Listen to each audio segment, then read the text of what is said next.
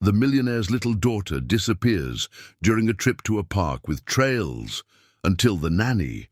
Subscribe to the channel and comment where you are watching from. The aroma of freshly brewed coffee mingled with the scent of warm sugar bread as Henry Adams descended the marble stairs of his mansion in Beverly Hills, California.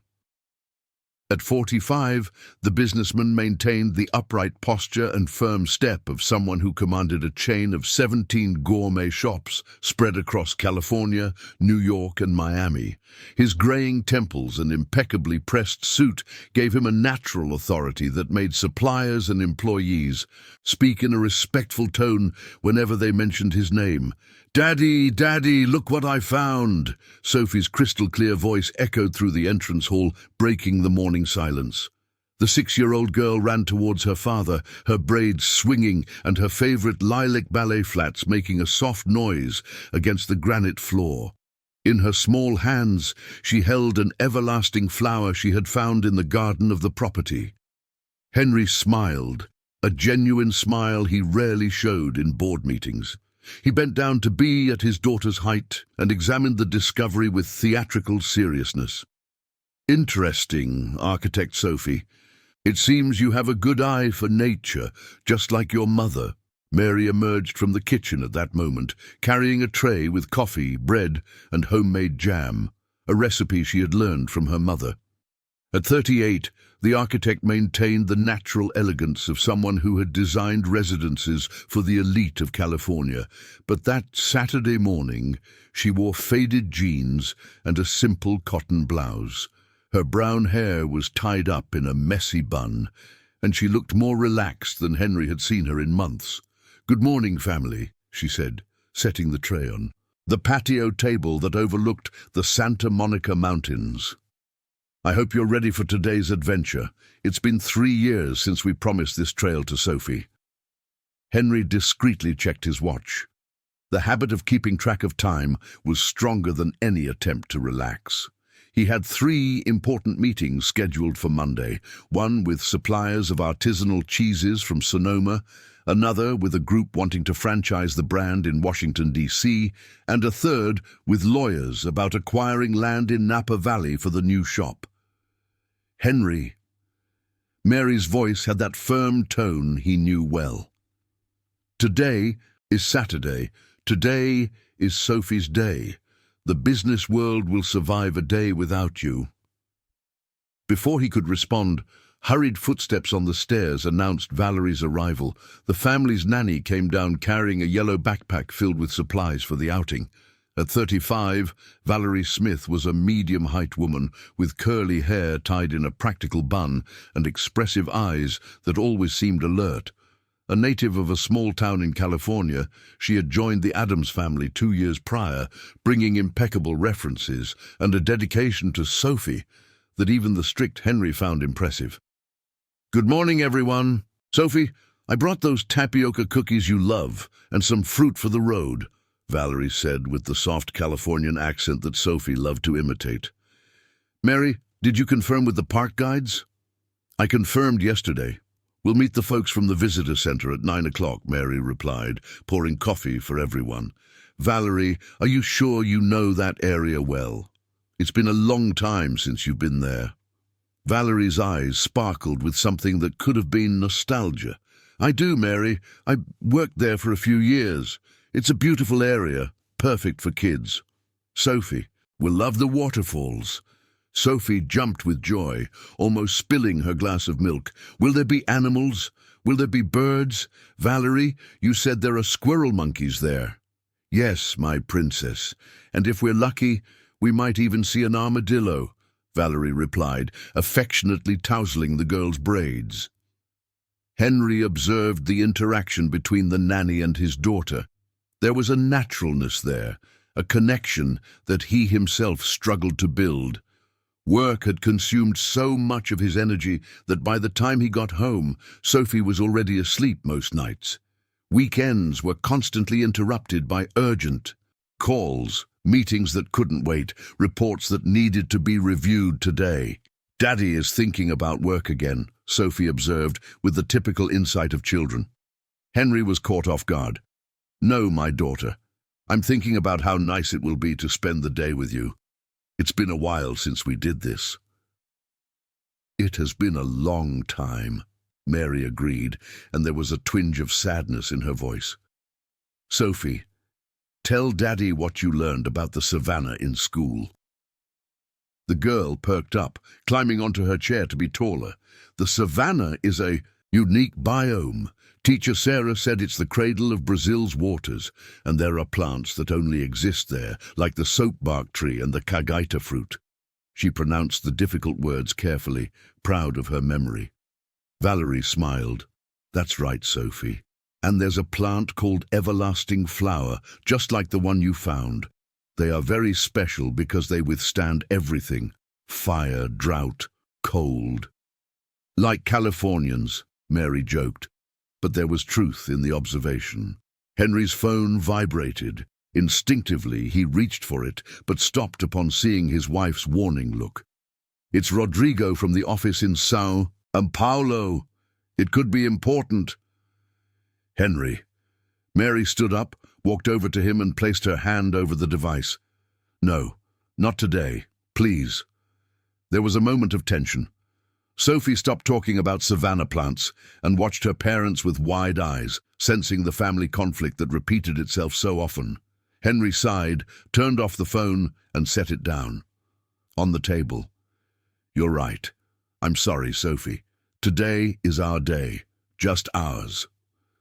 The smile that lit up the girl's face was worth more than any signed contract.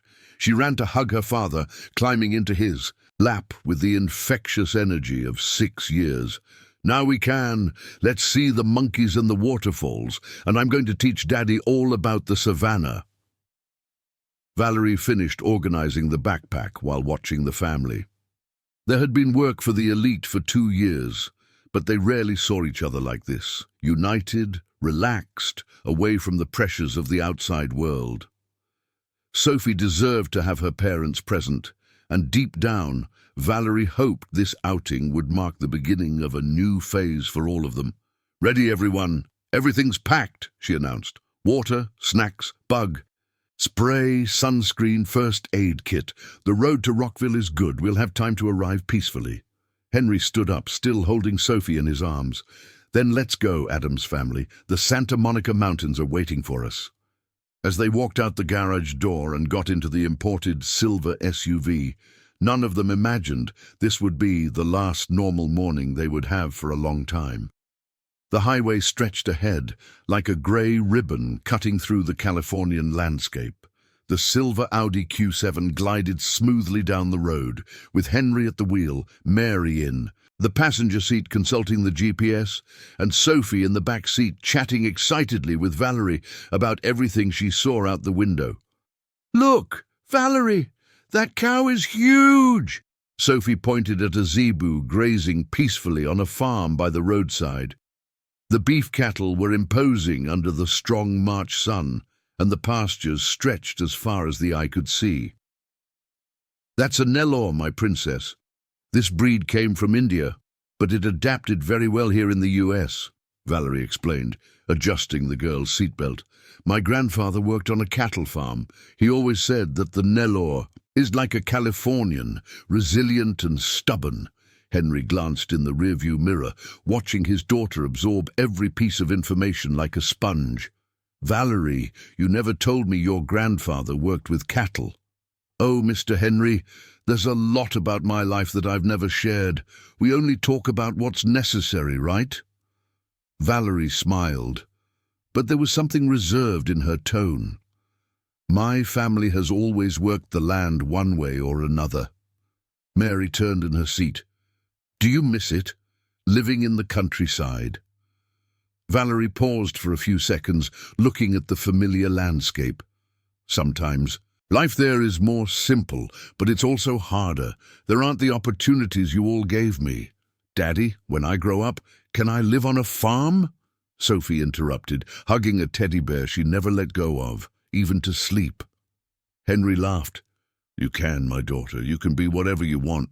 Businesswoman, architect like Mommy, farmer. Or a tour guide, Sophie added. Just like Uncle John that we're going to meet today. That's right, Mary said, checking her notes. John Bennett, the main guide of the park, he's been working there for 15 years and knows every trail.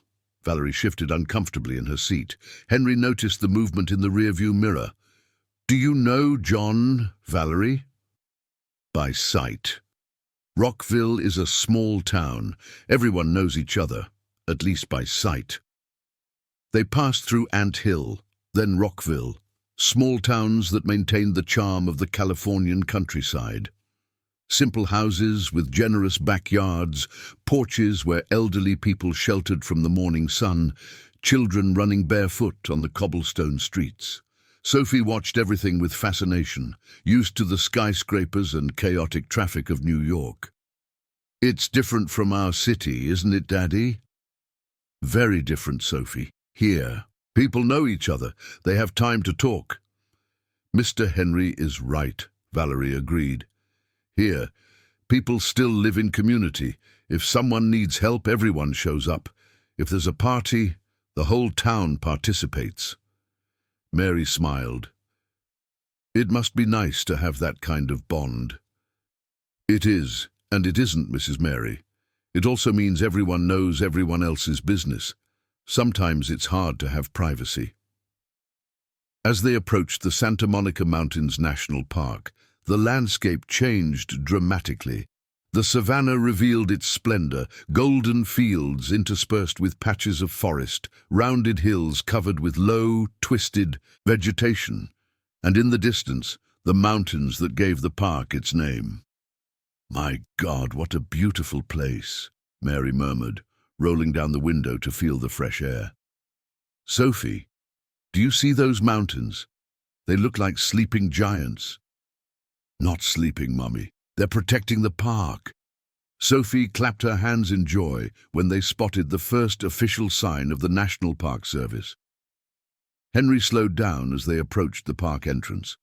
The visitor center was a simple but well-kept building with a clay roof and whitewashed walls. Some cars were already parked, pickup trucks from local farmers, a tourist minibus coming from Washington, D.C., and a few motorcycles from trail riders. John Bennett was waiting for them at the entrance. A 42-year-old man, tall and thin, with sun-kissed skin and a genuine smile that immediately inspired trust. He wore the official park t-shirt, beige cargo pants, and well-worn hiking boots. In his brown eyes was the wisdom of someone who knew every stone, every spring, every tree in that territory. Adams family, welcome to the Californian paradise, John approached enthusiastically. And this must be the famous Sophie who wants to meet the savanna monkeys. Sophie hid behind Valerie for a moment but quickly perked up. Does you really know monkeys?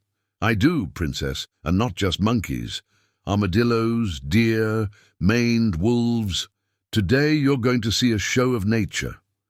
Henry extended his hand. Henry Adams, thank you for reserving your Saturday for us. No problem, Mr. Henry. It's always a pleasure to welcome families who want to discover our treasure and... John looked at Valerie with a glimmer of recognition in his eyes. Val? Valerie Smith? Wow, it's been a while. Valerie's face flushed slightly. Hi, John. It's been about 4 years. Wait a minute. John smiled wider. Aren't you the girl who used to be the guide here? The one who knew every trail better than any of us? Henry and Mary exchanged surprised glances. Sophie looked at Valerie with admiration. Valerie, were you really a guide? Sophie asked.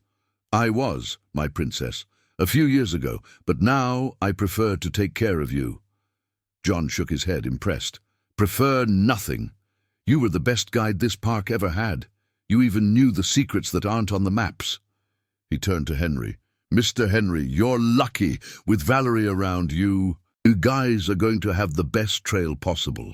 Mary looked at the babysitter with renewed curiosity. Valerie, why didn't you ever tell us this? Oh, Mrs. Mary, that's in the past.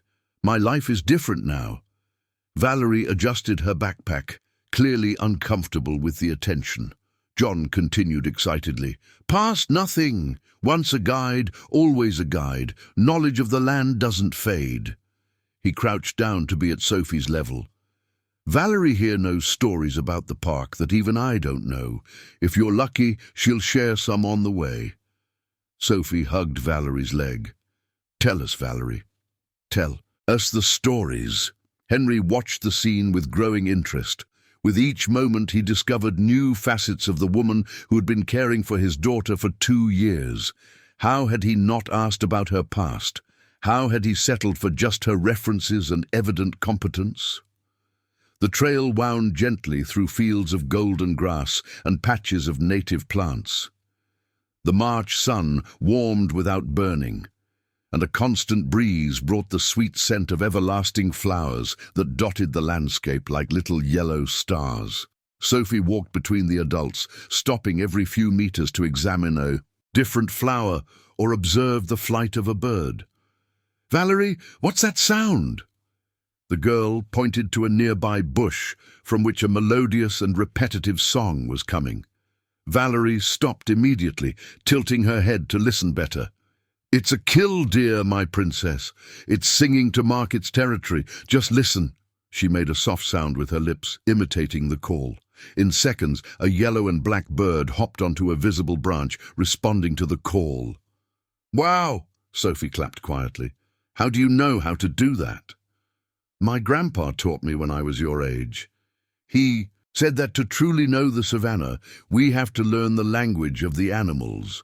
John observed the scene with a nostalgic smile. Val has always had that gift. I remember a time she located an injured deer just by listening to the sounds it made. We saved the animal thanks to her. Henry, who was walking a few meters behind, carrying the backpack with water and snacks, quickened his pace to catch up with the group. Valerie, how long did you work as a guide? 3 years, Mr. Henry, from 28 to 31. She helped Sophie climb a small, rocky elevation. It was a special time in my life. And why did you stop? Mary asked, photographing a butterfly that had landed on a soapbark tree flower. Valerie hesitated, exchanging a quick glance with John. Oh, Mrs. Mary, things changed. I needed to find more stable work. Stable? John laughed, but it wasn't a cheerful laugh. Val, tell the truth. You were the best guide we had here. Tourists specifically asked for you. What really happened was that... John... Valerie's voice had a warning tone. No need. What do you mean, John? Mary had stopped photographing and was looking directly at the two. John looked at Valerie, who shook her head almost imperceptibly. He sighed. It's a complicated story. Better she tells it if she wants. Sophie, oblivious to the tension between the adults, had discovered a group of leafcutter ants carrying pieces of leaves. Look, Mommy, they're making a change. The distraction was welcome. The group gathered to observe the ants, and Valerie took the opportunity to change the subject, explaining how the leafcutter ants cultivated fungi in their underground burrows. But Henry had noticed the evasion. As a businessman, he had learned to read between the lines, to perceive when important information was being omitted. He decided he would talk to Valerie later. The trail continued through an area of rocky fields, where rock outcrops created spectacular formations. Sophie ran from stone to stone, always closely supervised by the adults, while Valerie identified rare plants and explained how each one adapted to the poor soil and extreme temperature variations. That one is a savanna calliandra. She pointed to a small tree covered in red pom-pom-shaped flowers. And over there, those small cacti are mandacaris. In the dry season, animals eat them to get water. How do you know so much? Sophie asked, impressed. I studied, my princess. And my grandma taught me a lot too. She knew every plant, every remedy that comes from nature. Was your grandma indigenous? Mary asked with genuine curiosity, without prejudice. She was a descendant, yes, a mix of indigenous and escaped slave. She lived in a community nearby, knew secrets of the wilderness that books don't teach. Henry stopped walking. Valerie, you never mentioned this. We have a cultural wealth in our own home, and we don't know. Henry, people from the countryside learn not to talk too much about these things. Not everyone understands, right? John nodded in agreement. That's true. Many people still have prejudice against traditional knowledge, but here in the park we've learned to value it. The older guides, like Valerie's family, know things that science is only now discovering. They arrived at Crystal Springs after a 40-minute hike. The small waterfall formed a natural pool of crystal-clear water surrounded by bromeliads and ferns. The sound of the water cascading over the rocks created a relaxing melody that competed only with the birds' songs. Sophie ran to the water's edge but obeyed when Valerie told her not to enter without the adults. "Is it deep?" she asked. "Not too much, but it's always good to be careful," John replied. "How about we have a snack here? There's shade and it's a beautiful spot." While they spread a blanket on the ground and organized the food, Sophie played by throwing small pebbles into the water, watching the ripples form. Valerie sat on a nearby rock, taking off her sneakers to cool her feet in the cold water. "Valerie," Henry said, approaching her with 2 cups of water, "can I ask you a personal question?" "Of course, Mr. Henry. Why have you never told us about your past, about your family, your previous job?" Valerie accepted the cup and took a sip before responding. "Mr. Henry, when you come from the countryside and work for a city family, you learn that it's better not to talk too much. People make assumptions. They think we lack education or capability. But you obviously have both." "I do. But I've also learned that sometimes it's easier to let people think what they want to think." Henry sat on a rock next to her. "That's not fair, not to you, nor to us. Sophie adores you. Mary trusts you completely, and I realize I don't really know you." Sophie came running, interrupting the conversation. "Valerie, John said there's a secret spring nearby. Is that true?" Valerie smiled, the tension from the previous moment dissipating. "It's true, my princess. Would you like me to take you there after the snack?" "Yes. Are there animals there?" "There always are. It's the animals' favorite place to drink water." Mary approached the group. "A secret spring? That wasn't on the official itinerary." John laughed. "Oh, Miss Mary, Valerie knows places that aren't, even on the park maps. It's one of the advantages of having a real local guide." "Then let's go," Henry said, standing up and extending his hand to help Valerie. "I'm curious to see these secrets." As they packed up the remnants of the snack, none of them imagined that this secret spring would change their lives forever. The trail to the secret spring was almost imperceptible, more of a suggestion of a path than a defined route. Valerie led the way with the confidence of someone who had traveled that route hundreds of times, avoiding thorns, pointing out loose stones, and choosing the best footholds. Sophie followed closely, trusting her improvised guide, while John, Henry, and Mary trailed behind. "Watch out for that Palo Santo branch," Valerie warned, holding a branch for Sophie to pass. "And look at this flower here, Princess. It's called the pink trumpet tree. It only blooms at the end of summer." The vegetation grew denser as they advanced. Centuries-old trees created generous shade, and the sound of flowing water grew louder with each step. The air was filled with the scent of wildflowers and the characteristic humidity of places near springs.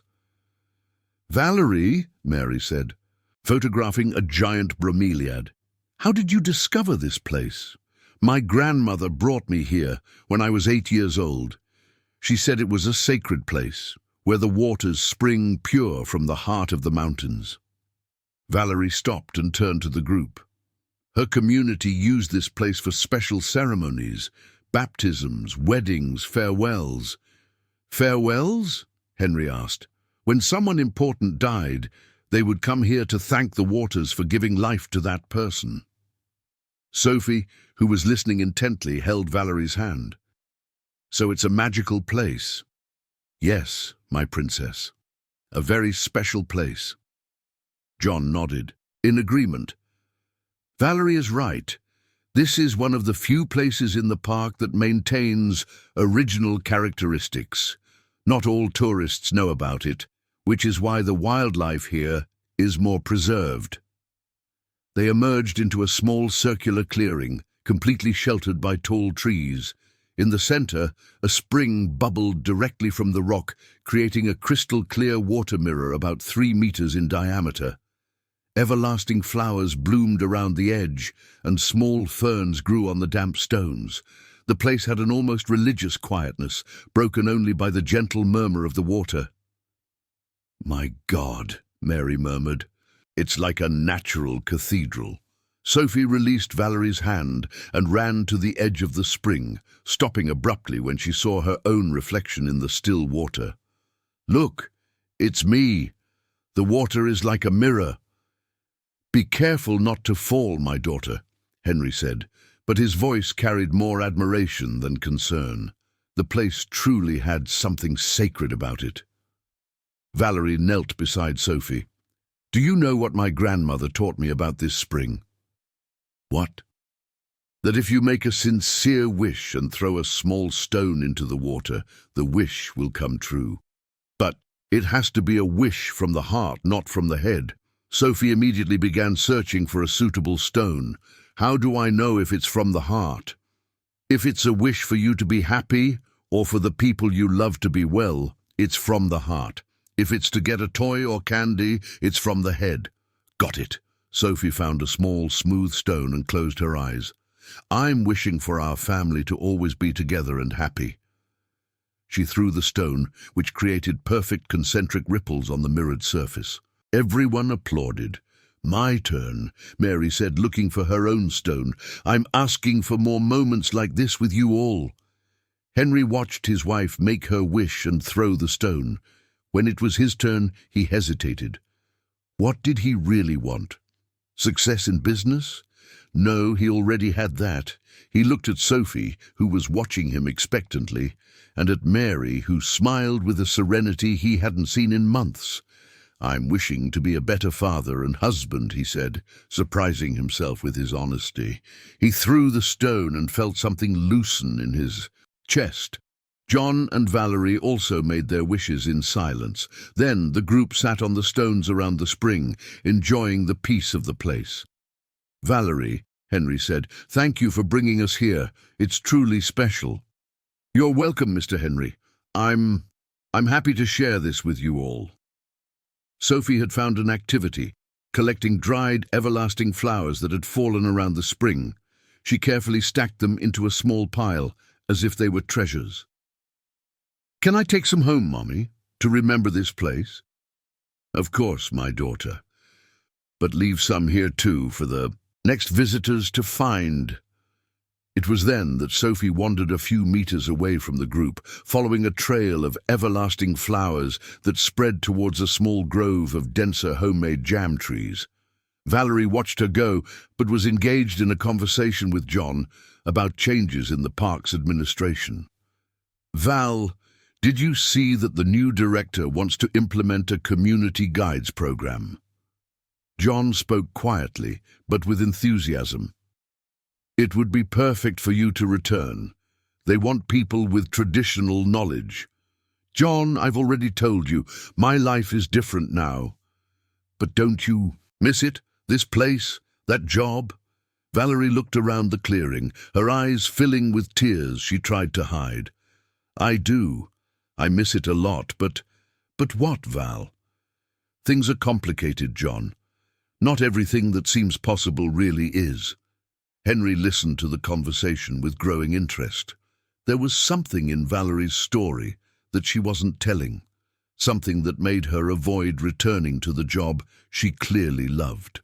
Mary, who was photographing bromeliads on a nearby tree, suddenly shouted, "Guys, where's Sophie?" Everyone turned immediately. The spot where the girl had been collecting flowers was empty. The everlasting flowers she had gathered were scattered on the ground. "Sophie!" Henry jumped up. "Sophie, where are you?" Total silence, broken only by the sound of the spring. "Sophie!" Mary shouted louder, panic evident in her voice. Valerie also stood up, her instincts as a mother and experienced guide kicking in. "Calm down, everyone. She can't have gone far. Sophie!" She made a loud, high-pitched sound with her fingers in her mouth, a whistle that echoed through the clearing. They waited for a response. Nothing. "John," Valerie said, her voice controlled but urgent, "you stay here with the parents and keep calling. I'll follow the flower trail. She might have gotten distracted following the everlasting flowers." "I'm going with you," Henry said. "No, Mr. Henry. It's better for you to stay here. If she comes back, she needs to find someone familiar. I know every inch of this place. I'll find her." Mary had started to cry. "Valerie, please find my daughter." "I will find her, Mrs. Mary. I promise." Valerie disappeared into the dense vegetation, following an almost invisible trail. Her heart raced, but her mind was focused. Sophie was a curious and adventurous girl. She had learned from Valerie not to be afraid of nature, but also to respect it.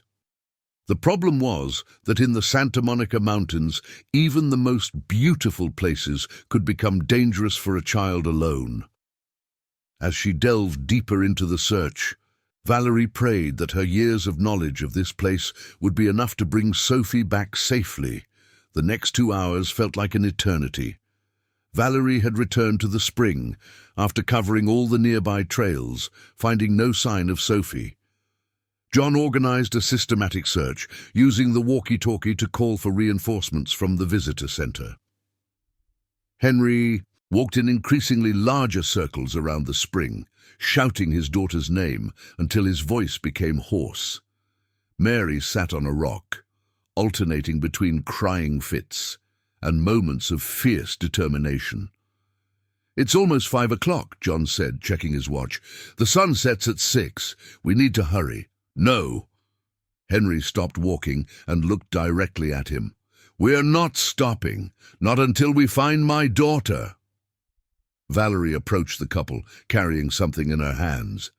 It was Sophie's lilac slippers, the ones she loved so much, found on the edge of a stream 200 meters from the spring. "I found these by the water," she said, her voice trembling. "There's no blood, no signs of struggle. It looks like she took them off to cross the stream." Mary took the slippers and hugged them to her chest. "My girl, why did she leave? Why?" "Mrs. Mary, children are curious. She must have seen something interesting and followed it. The important thing is that we know the direction she took." John's radio crackled. "John, this is the visitor center. We have a fire department team on the way. ETA 20 minutes. Received, Central. We also need search dogs if possible." "Negative. On the dogs. But we have 3 local volunteer guides heading to the area." Henry approached Valerie. "You said you know this place better than anyone. Where could a 6-year-old child have gone? Thinking like she thinks?" Valerie closed her eyes for a moment, visualizing the terrain and remembering how Sophie reacted to different stimuli during the hike. "She likes the sound of water, and she loves flowers. If she followed the stream, she could have reached Crystal Falls, but that's almost 2 kilometers. Valerie paused, a look of concern crossing her face. "What is it?" Mary asked. "There's something about 500 meters from here following the stream. There's an area we call Everlasting Flower Field. It's a beautiful place, full of the flowers she was collecting. But what, Valerie?" Henry grabbed her arm. "There are some natural sinkholes over there. Small holes, nothing dangerous if you know where they are. But a child—" "Let's go," said Mary, standing up determined. "Now." "Mrs. Mary, maybe it's better to wait for the fire department." "Now, Valerie." Mary's tone left no room for discussion. It was the voice of a desperate mother who would do anything to find her daughter. The group followed the creek's edge, with Valerie in front using her experience to choose the safest path. The vegetation grew denser, and small animal trails crisscrossed in every direction. The sound of the flowing water masked any other noise, making it impossible to hear a possible response to their cries. "Sophie, Sophie, Mommy is here!" Mary shouted every few meters. "Princess, it's Valerie! Answer us!" Henry used his hands as a megaphone. "Sophie, Daddy is worried! Where are you?" After 20 minutes of difficult walking, they reached the everlasting flower field. It was truly spectacular. A small, circular valley, completely covered in yellow flowers, as if someone had sprinkled gold over a green carpet. Even in the desperate situation, everyone paused for a moment to admire the beauty. "She would come here," Valerie said with certainty. "She certainly would." They spread out across the area, calling and searching. It was Mary who found the first clue. Some everlasting flowers plucked and tied into small bouquets, scattered like breadcrumbs from a children's story. "She passed through here. Look, she was making bouquets." Mary pointed to the organized flowers. "My clever girl is leaving a trail." Valerie examined the area around. The bouquets. "The last one is over there." She pointed to the edge of the field, where the vegetation grew darker and rockier. She went that way. It was then that the sun began to set, tinting the sky orange and pink. The shadows grew longer, and the temperature began to drop rapidly, a characteristic of the high-altitude savanna. "It's getting dark," John observed. "If she's in a sinkhole or cavity, she's going to get cold." "Don't say that." Henry clenched his fists. "Don't say that." They followed the trail of bouquets to a rocky area where quartzite outcroppings created complex formations. There, the clues stopped. "I don't see any more organized flowers," Mary said, her voice heavy with panic. Valerie crouched down, examining the ground with the skill of someone who had tracked animals for years. "There are small footprints in the damp earth here. They lead towards those rocks." The rocks formed a kind of natural maze, with narrow passages and small caves. Valerie knew some, but she was aware that there were others she hadn't fully explored. "Sophie!" they all shouted together. This time they thought they heard something, a faint sound, almost imperceptible. "Did you hear that?" Mary grabbed Henry's arm. They fell completely silent. Then clearly a weak little voice. "Mommy? Valerie? Sophie!" Mary ran towards the rocks. "Where are you, my daughter? I can't get out. I'm in a hole." The voice came from a crevice between the rocks, an opening no wider than 1/2 meter. Valerie approached the crevice and shouted, "Sophie, it's Valerie! Are you hurt?" "My foot hurts, and I'm cold." Henry tried to squeeze into the opening, but his broad shoulders wouldn't fit. John was also too big. Only Valerie had the physical build to attempt it. "I'm going down," she said, taking off her backpack. "It's dangerous," John warned. "She's a 6-year-old child and she's cold. Every minute counts." Mary held Valerie's hand. "Please, bring my daughter back." "I will bring her back, Mrs. Mary. I promise." Valerie began to descend into the rocky crevice, her climbing skills returning naturally. As she went down, the daylight disappeared, and she used her phone as a flashlight. "Sophie! I'm coming, my princess." "Valerie, you came to get me." "Of course I did. I wouldn't leave my princess alone here." Up high, Henry and Mary embraced, crying with relief and worry. Their daughter was alive, but she wasn't safe yet. The crevice widened as Valerie descended, revealing a small natural cave lit only by the faint light filtering from the upper opening. Sophie was curled up in a corner, hugging her knees, barefoot and shivering. Her hair was tangled with small twigs, and there was a superficial cut on her right knee, but she smiled when she saw Valerie appear. "Valerie, I knew you would find me." The girl stood up, limping slightly, and ran to hug her savior. "My brave princess," Valerie said, wrapping Sophie in her arms. "Are you okay? Let me see that scratch." I slipped on a wet rock. I tried to climb back up, but I can't reach." Sophie pointed to the smooth walls of the cave, which rose about 3 meters to the opening. "And it's really cold down here." Valerie quickly examined the injury on Sophie's knee. It was just a scrape, nothing serious. She took off her own jacket and put it on Sophie, who immediately stopped shivering. "Sophie," Mary's voice echoed through the crevice. "My daughter, are you okay?" "I am, Mommy. Valerie is here with me." "Valerie," Henry shouted. "How? Is she?" "She's fine, Mr. Henry. Just a little scrape on her knee, but we'll need rope to get her out of here." John, up top, was already on the radio. "Dispatch, this is John. We've located the child. We need rescue equipment. She's in a rocky crevice about 3 meters deep." "Received, John. The rescue team is 10 minutes away from your location." Valerie sat on a rock and pulled Sophie onto her lap. "Now tell me, Princess, how did you end up here?" "I saw the most beautiful flowers in the world following the creek," Sophie spoke excitedly, as if her adventure had been intentional. "There was a whole golden field, just like a treasure. Then I started making bouquets to bring to you. And then I heard a strange noise coming from the rocks. It sounded like a puppy, sobbing. So I came to see if there was a little creature in need of help." Valerie smiled, recognizing Sophie's generous personality. "And you slipped while trying to help the creature?" "Yes, but when I fell here, there was no creature. I think it ran away." Sophie paused and looked around the cave. "Valerie, do you think the little creatures get scared like people do?" "I think so, my princess. That's why it's important to always go together when we want to help someone." "I know. I'm sorry for leaving without telling you.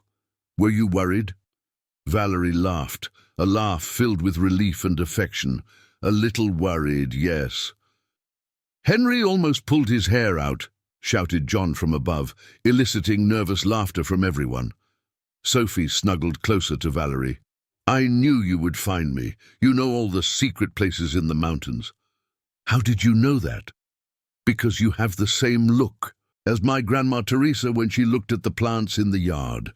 A look that understands the secrets." The girl's observation surprised Valerie. Sophie was only 6 years old, but she showed impressive emotional perception. "Sophie," said Valerie, "while we wait for the team to get us out of here, can I tell you a story?" "Sure, a real story. A real one, about a girl who got lost in the mountains a long time ago." "Was it you?" "It was me. I was 7 years old, almost your age. I was with my grandma collecting medicinal herbs when I got distracted chasing a very pretty blue butterfly." Sophie sat up straight, interested. "And then? Then when I realized I was alone in a part of the mountains I didn't know, I started to cry, very scared. It got dark and I heard sounds of animals I couldn't identify." "Wow, did your grandma find you?" "She did. But do you know how?" "How?" "She said she followed the sound of my crying, but not just that. She also followed what she called the Heart's Trail." Sophie furrowed her brow, confused. "Heart's Trail?" "That's what my grandma called the connection that people who love each other have. She said that when someone you love is in danger, your heart creates an invisible path to that person." "Like a magic map?" "Like a magic map," confirmed Valerie. "And today, it was that map that brought me to you." Up above, Sophie's parents listened to the conversation, moved. Henry held Mary's hand, both realizing how lucky they were to have Valerie in their lives. Sounds of equipment and voices were approaching. The rescue team had arrived. "Valerie! Sophie! How are you down there?" It was the voice of one of the firefighters. "We're fine. The girl is conscious and has no serious injuries." "Perfect. We'll lower a rope. First we'll bring up the child, then you." In a few minutes, a thick rope was lowered into the crevice. A firefighter wearing full rappel gear descended to assess the situation. "Hi, Princess," said the firefighter, a young and smiling man. "How about we take a rope ride?" Sophie looked at Valerie, who nodded encouragingly. "It'll be fun, like at the playground." "Will you come with me?" asked Sophie. "I'll be right behind you, I promise." The rescue was quick and efficient. In 10 minutes, Sophie was in her parents' arms, crying and laughing at the same time. Valerie followed, welcomed as a heroine by the small crowd that had gathered, firefighters, park guides, and even a few tourists who offered help. John hugged Valerie. "You're amazing, Val. You always have been." "Sophie is the brave one," she replied, watching the family reunion. "And her family. They deserved this happy ending." While the firefighters examined Sophie and confirmed she was okay, Henry approached Valerie. "How can I thank you?" he asked, his voice choked. "You don't need to thank me, Henry. She's my family, too." And at that moment, under the starry sky of the Santa Monica Mountains, everyone understood that they truly were. Night had fully fallen over the Santa Monica Mountains when the group finally returned to the visitor center. Sophie walked between her parents, holding one hand of each, wearing the lilac slippers that Valerie had brought back. The injury on her knee was clean and covered with a colorful bandage that one of the firefighters had given her especially. "Can I sleep here tonight?" Sophie asked, looking at the stars that shone with an intensity impossible to see in the city. "I've never seen so many stars in my life." "Not tonight, my daughter," said Henry. "Tomorrow we have to go back to Los Angeles. You have school on Monday." "But the sky is so beautiful," Sophie pouted, "and I wanted to see the little creatures at night." John approached the group. "If you want, there's a very nice inn in town, and tomorrow morning I can take you to see the spring of the Colorado River. It's close from here." Mary looked at Henry. "What do you think? It wouldn't hurt to miss a day of school after what happened." Henry checked his watch, a habit that persisted even after the scare. It was almost 9 o'clock at night. The idea of hitting the road at that hour, after the day's tension, really didn't seem wise. "Okay," he agreed, "but I need to make a few calls." "Henry," Mary gently touched his arm, "the calls can wait until Monday." He looked at his wife, then at Sophie, who was leaning against Valerie watching the stars. "They can wait. They can wait." The Golden Mountain Inn was simple but welcoming, with clean rooms and a porch that overlooked the mountains. The owner, Mrs. Johnson, a 60-year-old woman with grey hair tied in a bun and a floral apron, welcomed the group with homemade treats and freshly brewed coffee. "Goodness, what a scare you all had," she said, serving warm, sweet bread and fresh cheese. "Thank God the girl is okay. Here in the mountains, we always worry when a child gets lost." Sophie devoured the bread with homemade jam while telling her adventure to Mrs. Johnson, who listened with maternal attention. "And Valerie went down into the cave to get me. She's brave like a superhero." Valerie smiled shyly. "Sophie was the brave one. She stayed calm down there, without crying." "Valerie," said Mrs. Johnson, observing her more closely, "aren't you the daughter of Benedita Smith, from the community of the descendants of escaped slaves?" Valerie's face changed slightly. "I'm her granddaughter, Mrs. Johnson. Did you know my grandmother?" "I did. Benedita was a healer, wasn't she? She cured everything with the herbs from the wilderness. A very wise woman." Mrs. Johnson turned to the others. "Valerie's grandmother was one of the most respected people in the region. She knew every medicinal plant of the savannah." Henry and Mary exchanged surprised glances. With each hour, they discovered something new about the woman who had been caring for their daughter for 2 years. "Valerie," said Henry, "is your grandmother still alive?" "No, Mr. Henry. She passed away when I was 19, but she taught me a lot before she left." Sophie, who had finished her snack, climbed onto Valerie's lap. "Tell us more about your grandmother. Could she do magic with the plants? It wasn't magic, Princess. It was knowledge. Knowledge that passed from grandmother to mother, from mother to daughter for many generations. Valerie adjusted Sophie better in her lap. My grandmother knew which plant cured headaches, which helped with sleep, which healed wounds. Like the aloe vera that Mommy puts on me when I get hurt. Exactly. But she knew over 100 different plants. John, who had joined the group on the porch of the inn, added, "Traditional knowledge is a treasure, Valerie. That's why I've always said you should go back to working in the park. This kind of wisdom is fading away." Valerie was quiet for a moment, looking at the stars. "John, can I talk to you privately?" They moved a few meters away, in from the group, but still remained on the porch. Henry noticed that the conversation seemed serious, with Valerie gesturing nervously and John nodding. "Mommy," said Sophie, "is Valerie sad?" "I don't know, my daughter. Maybe she's thinking about her grandmother." After 10 minutes, Valerie returned to the group. Her eyes were red, as if she had been crying. "Valerie," said Mary, "are you okay?" "I am, Mrs. Mary. It's just that talking about my grandmother always moves me." Sophie got down from Valerie's lap and went to Henry. "Daddy, can I ask a question about work?" Henry smiled. "Of course.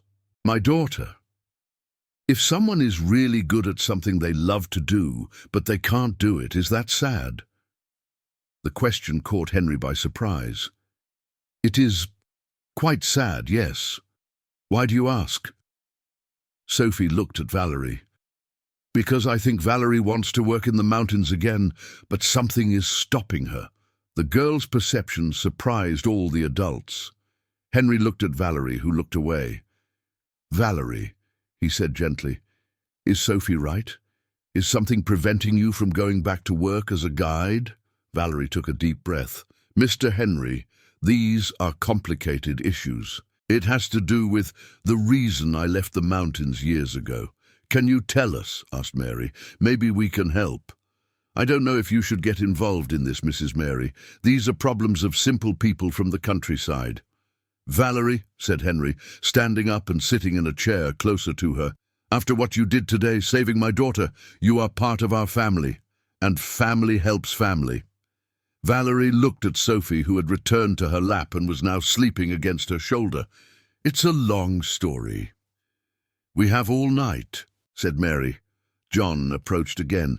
"Val, tell them. You need allies, and they are good people." Valerie sighed deeply. "Okay, but you will discover things about me that you might not like." "Impossible," said Henry. "You saved my daughter today.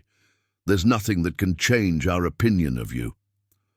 Under the starry sky of the mountains, with Sophie sleeping in her arms, Valerie began to tell the story she had kept to herself for 4 years, a story that would forever change the relationship of that family. Valerie adjusted Sophie better in her lap before she began to speak, her voice low, so as not to wake the girl, who was deeply asleep after the day's adventure. The yellowish light from the porch created dancing shadows on her face, revealing a vulnerability she rarely showed. "When I left my job as a guide 4 years ago, it wasn't by choice," she began, looking at the dark mountains outlined against the starry sky.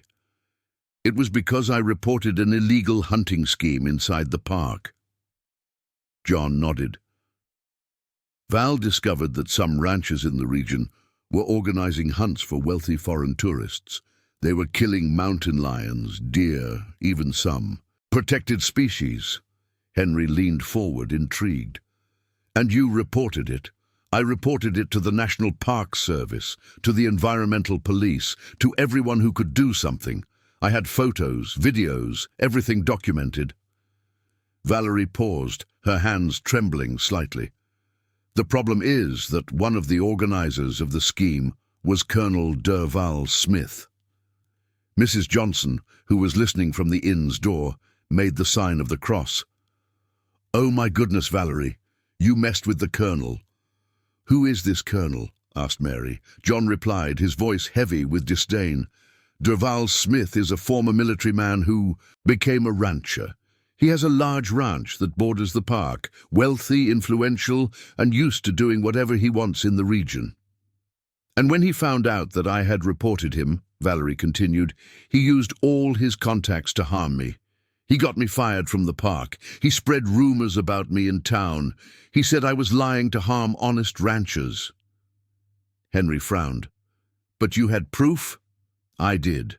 But mysteriously, the evidence disappeared from the case, and some people who were going to testify in my favor changed their stories. The colonel has a lot of power around here, Mr. Henry. He employs many people, finances political campaigns.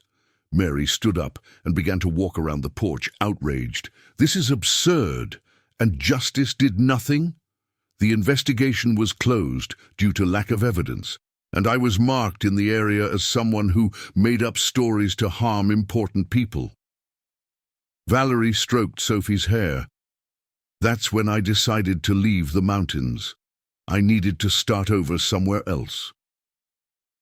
That's why you came to work with us, Henry murmured, understanding.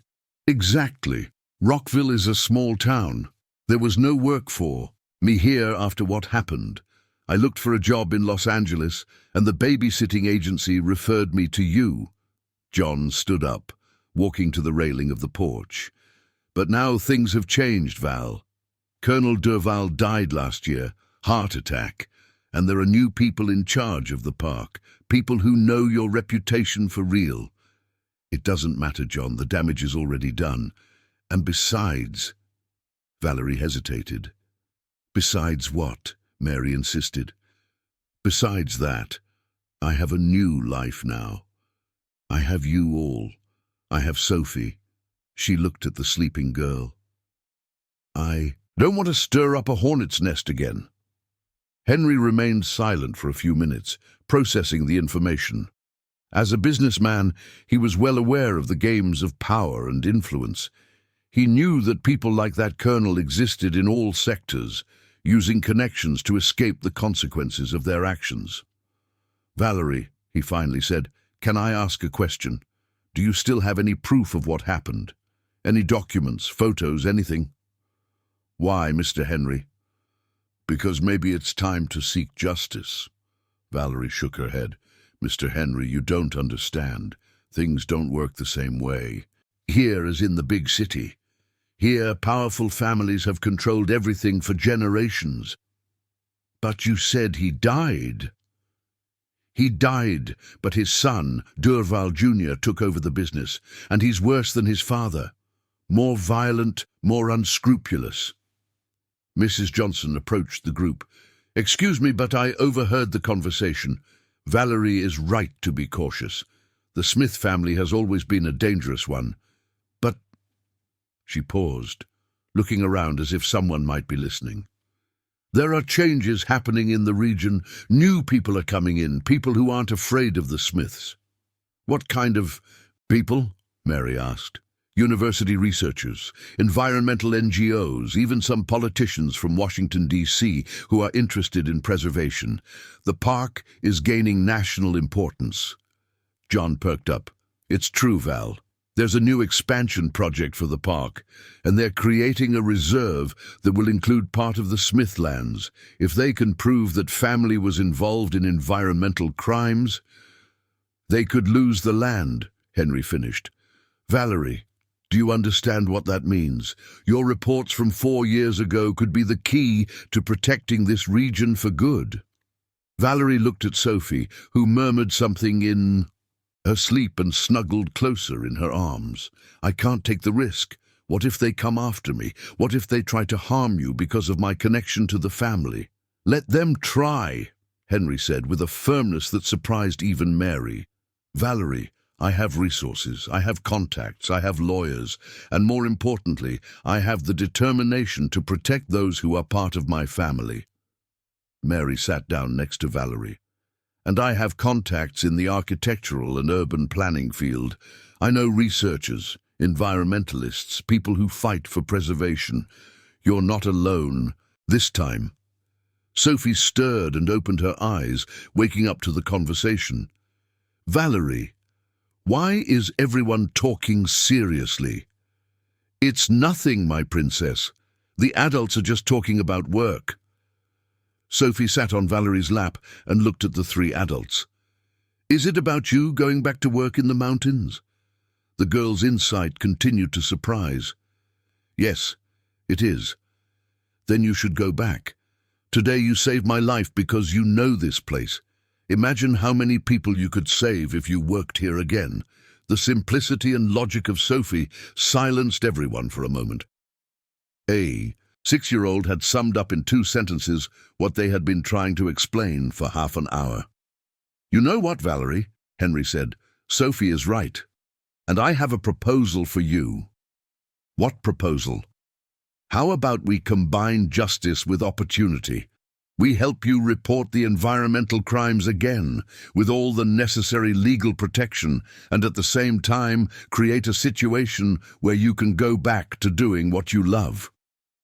Valerie looked at each of the faces around her. She saw determination in Henry, support in Mary, encouragement in John, and in Sophie's sleepy eyes, an absolute trust in her abilities. I need to think." "Think about it," Sophie said, giving Valerie a kiss on the cheek. "But remember that sometimes the heart knows the answer before the head." Once again, Sophie's childlike wisdom touched the heart of the matter. Valerie smiled for the first time that night, and everyone realized that the decision was already being made. Sunday dawned with a golden mist enveloping the Santa Monica Mountains. Sophie woke up excited in the double bed she shared with her parents, eager to see the spring of the Colorado River that John had promised to show her. Valerie, who had slept in the next room, appeared on the porch of the inn carrying a cup of coffee and a more determined expression than Henry had seen in the last 2 years. "Good morning, family," she said, and there was something different in her voice, a new firmness, as if an important decision had been made overnight. "Good morning, Valerie." Sophie ran to hug her. "I dreamed that you became the queen of the mountains and protected all the animals." Valerie laughed, lifting Sophie into her arms. "Not a queen, princess, but maybe a guardian." Henry and Mary exchanged glances. They knew Valerie well enough to realize that she had come to a conclusion during the night. "Valerie," Henry said, serving coffee for everyone, "you seem different today." "It's because I made a decision, Mr. Henry." She sat at the rustic wooden table on the porch, with Sophie in her lap. "I will accept your proposal. I will report the environmental crimes again." "John," Valerie clapped her hands, "Val, this is the right decision. The region needs you." "But," Valerie continued, raising her hand, "with a few conditions." "Go ahead," Mary said, sitting beside her. "First, we need to do this right. Complete documentation, competent lawyers, full legal protection. I don't want a repeat of what happened before." Henry nodded. "Done. I have the best environmental lawyers in California on my list. Second, I want Sophie and you to stay away from direct conflict. If the Smiths try anything, I don't want my family to be affected." "Our family," Mary corrected. "And don't worry, we know how to protect ourselves." "And third," Valerie paused, looking at Sophie, "I want all of this to be done with the future in mind. It's not about revenge against the Smiths. It's about preserving this place so that children like Sophie can know it when they grow up." Sophie hugged Valerie tighter. "Valerie, you are the bravest person I know." After breakfast, the group headed to the spring of the Colorado River. The trail was short but thrilling, passing through fields of everlasting flowers and small waterfalls. Sophie walked excitedly among the adults, constantly stopping to collect flowers and observe birds, but now always announcing when she was going to stray from the group. The spring itself was a magical moment, a small water source bubbling directly from the rock, surrounded by lush vegetation. A simple sign marked the spot. "Here begins the Colorado River, the river of national integration." Is this where old Chico begins? Sophie asked, impressed. It is right here, Princess, John replied. This little water will travel over 2,000 kilometers until it reaches the sea. Sophie knelt by the spring and gently touched the water. It's chilly and so clear. Valerie knelt beside her. This is one of the reasons we need to protect the mountains, Sophie, so this water stays like this, pure and abundant. Henry watched the scene, taking photos with his phone. As a businessman, he was used to making quick decisions and mobilizing resources, but he rarely got involved in personal causes. Now, seeing his daughter and Valerie in that sacred place, he felt a different motivation, not just financial or professional, but emotional. Valerie, he said, what kind of support will you need to restart the complaints? First, we need to gather new evidence. The old ones were destroyed or disappeared. But I know where to look and I have contacts who can help. John perked up. I can help. I know other guides who saw suspicious things but never spoke out of fear. And I have a photojournalist friend in Los Angeles, Mary added. He works on investigative reports about the environment. Valerie smiled, feeling supported for the first time in years. But the most important thing is timing. It needs to be done at the right moment, when we have enough protection. And when will that be? Henry asked. John mentioned yesterday that there are new people coming to the region, researchers, NGOs, politicians interested in conservation.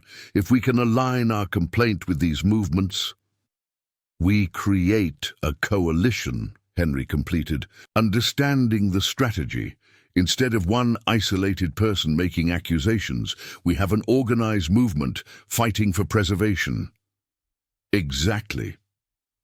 Sophie, who was playing with pebbles at the edge of the spring, suddenly stood up and ran to the group. Guys, I have an idea. What idea, sweetheart? Mary asked. Why don't we create a project here, just like when Mommy designs houses, but to protect nature? The adults looked at each other, surprised by the suggestion. Mary knelt to Sophie's level. What kind of project, love? A place where people can come learn about the mountains, with safe trails, guides, who know everything. Sophie looked at Valerie. And where the animals are protected. Henry stepped closer, intrigued. Sophie, are you talking about an environmental education center? Yes, and Valerie would be the director. Valerie was momentarily speechless. Sophie's idea was both simple and brilliant.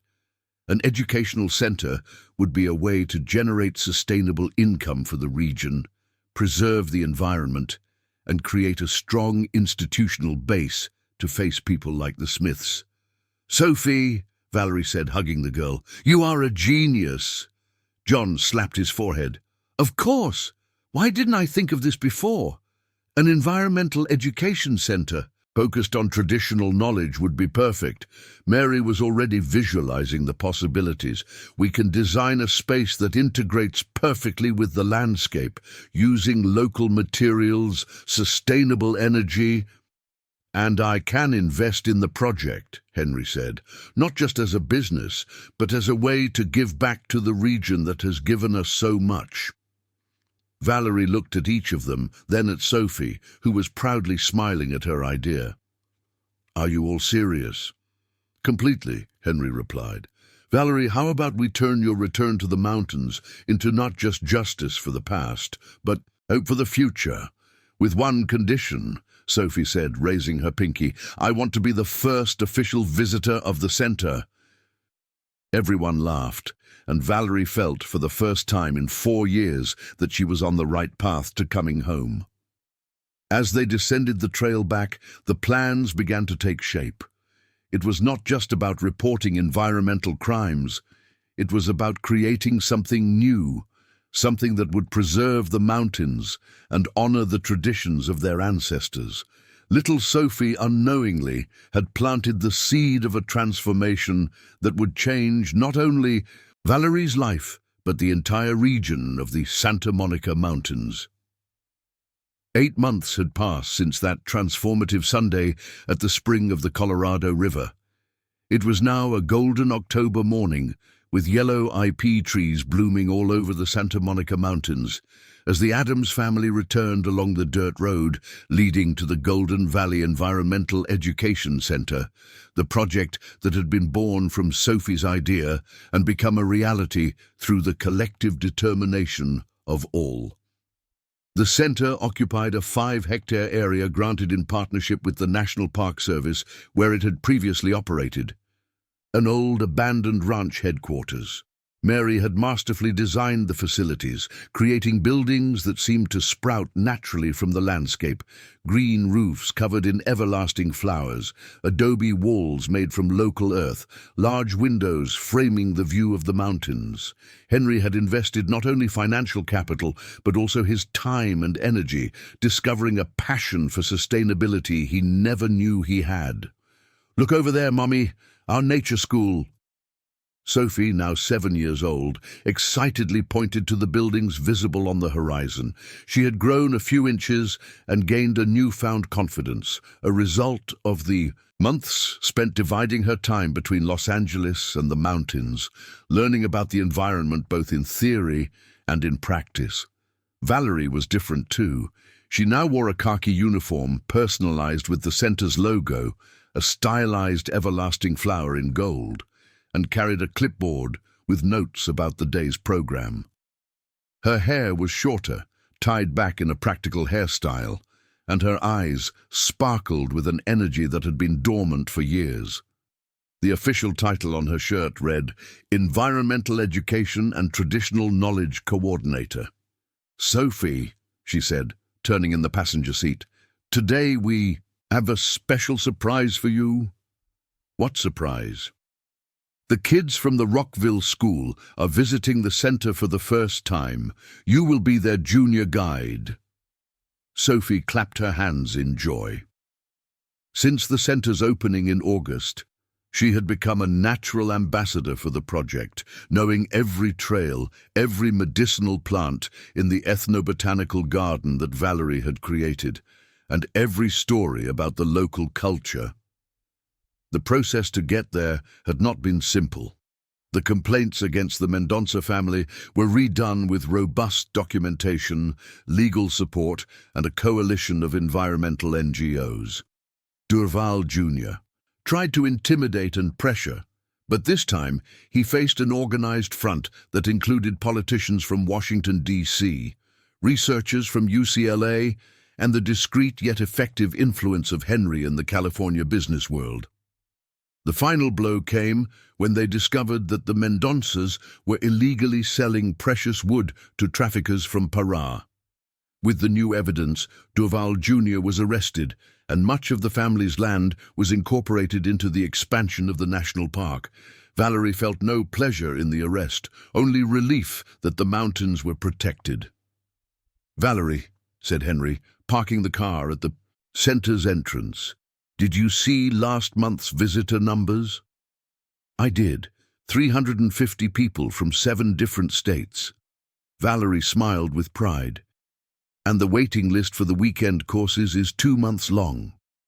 The center offered various programs: educational trails for families, courses on medicinal plants, traditional crafts workshops, and a special program for public schools in the region. Valerie coordinated everything with the efficiency of someone finally doing the work they were meant to do. They were greeted by John, who now worked part-time at the center as the head guide. "Good morning, everyone. The kids from Rockville have already arrived. They are in the auditorium watching the introductory video." The auditorium was a circular building with an open ceiling in the center, allowing natural light to illuminate the space. 25 children between 8 and 10 years old were seated on bleachers made of reforested wood, fascinated by a documentary about the local fauna that Mary had produced with her photojournalist friend. "Kids," announced John, "we have a very special visitor today. This is Sophie Adams, our official junior guide." Sophie stepped onto the small stage with the poise of someone who had done presentations many times before. "Hi, everyone! Who here has seen a Mexican wolf?" A few hands timidly went up, Sophie smiled. "I hadn't seen one until I got to know the Santa Monica Mountains. But here you will learn that it's not just about seeing the animals, it's about understanding how to protect them."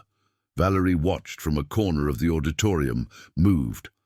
Sophie had developed a natural ability to communicate with other children about the environment, transforming complex concepts into simple and fun language. "The first stop on our tour," Sophie continued, "will be at Grandma Betty's garden." The ethnobotanical garden had been named in honor of Valerie's grandmother and contained over 80 species of medicinal plants from the savannah, each with a sign explaining its traditional use and ecological importance.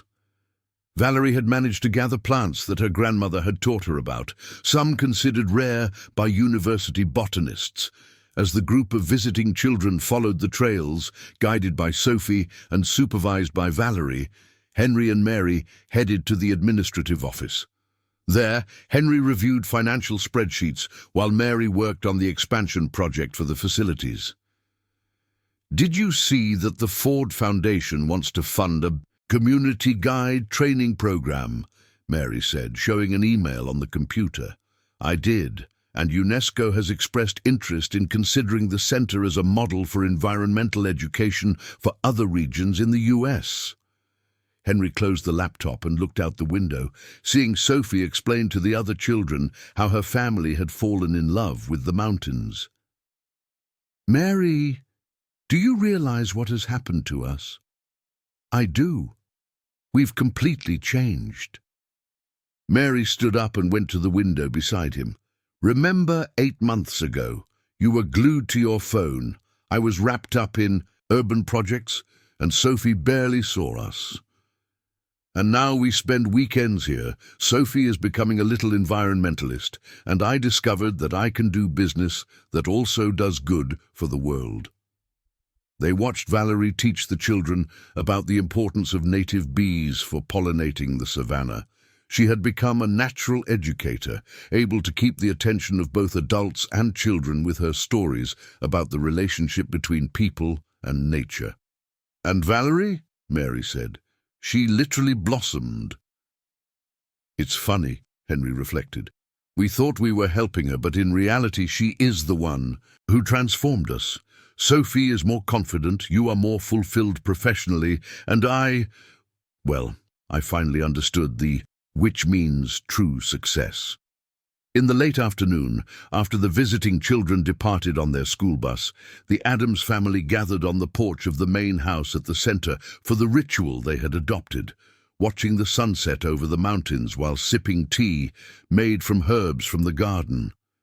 "Valerie," said Sophie, resting her head on her favorite guide's shoulder, "are you happy?" "I'm very happy, my princess." "Even when you remember your grandma and feel sad?" Valerie smiled, stroking Sophie's hair. "You know, Sophie, I don't feel sad anymore when I think of my grandma. Now I feel proud." "Why?" "Because I've managed to honor her teachings. This garden, these trails, these stories we tell the children, all of it comes from the knowledge she passed on to me." Henry raised his cup of tea. "A toast, then, to Grandma Betty, who taught us through Valerie that preserving nature is preserving our humanity." "To Grandma Betty," they all echoed, clinking their ceramic cups made by local artisans. As the first stars appeared in the mountain sky, Sophie asked, "A question. Valerie, that secret spring where I got lost, can we take the next visiting children there?" "We can, yes, but with great care and always in a group." "And can I tell them about the magical heart map?" Valerie laughed. "You can. It's one of the most important lessons my grandma taught me, that when we truly love something or someone, we always find a way back." Henry and Mary exchanged glances, understanding that this phrase perfectly summed up their journey. Sophie had physically lost her way in the mountains, but they had all emotionally lost their way in urban life, and the magical heart map had brought them back, not just to the mountains, but to each other. When the family returned to Los Angeles that night, they carried with them not only the memories of another perfect day, but the certainty that they had found a purpose greater than any business or career could offer. The Golden Valley Environmental Education Center would continue to grow, but more importantly, 4 people had learned that sometimes you need to get lost to truly be found. Leave your like, subscribe to the channel, activate the bell, and if you watched until here, comment "I watched until here" and share your opinion about this story. Oh, and don't forget to watch the next video that appears on the final screen. It's very exciting.